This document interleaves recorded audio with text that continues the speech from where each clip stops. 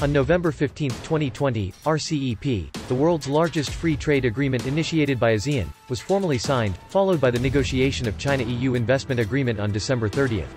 This has not only greatly reduced the effective containment and suppression of China by the United States in the past 4 years, but also countered the attempt of the United States to seek hegemonic interests by spoiling Asia and Europe, and even marked the general trend of jointly building a mutually beneficial and win-win multilateral free trade world. Since the Trump administration came to power in 2017, the United States, which has always been known as the leader of globalization, has continuously provoked trade conflicts around the world, vigorously promoted unilateralism, and completely ignored international rules. According to the statistics released by American law firm Gershon, the Trump administration has implemented more than 3,900 sanctions in the past 4 years, which is equivalent to waving sanction sticks 3 times a day. The targets of American sanctions are not only Iran, Syria, Cuba and Venezuela, but also allies such as Britain, Germany, France and Japan, which can be said to be indiscriminate attacks. Among them, the United States believes that the Nord Stream 2 project between Russia and Germany will affect the U.S. natural gas industry and damage its geopolitical interests in Eurasia.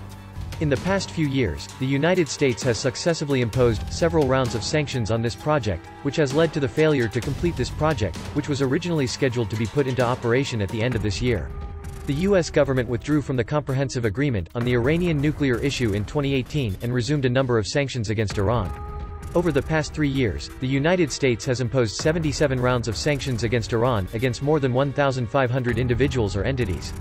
Even during the COVID-19 pandemic, the U.S. government continues to wield a big stick of sanctions against Iran, which prevents it from obtaining timely anti-epidemic materials, medical equipment and medicines, and have made the situation in Iran worse.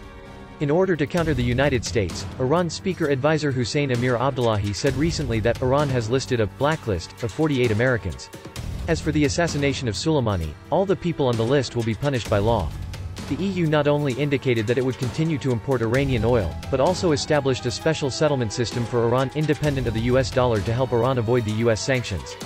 Under the banner of the so-called America First, the United States willfully brandish the sanctions stick and use bullying for personal gain is doomed to fail. Recently, French President Macron announced the restart of the digital taxation plan, and the main ones included in the list are technology companies such as Google, Amazon, and Apple in the United States. At the same time, France also issued a fine of €135 million to Google and Amazon, in order to oppose the trade protectionism of America First. No matter in any country or at any time, any hegemonism will eventually do harm to others and itself like the United States. The United States has long been different from the past, believing that it can hinder the development of other countries through suppression, and it can only be drawing water with a bamboo basket.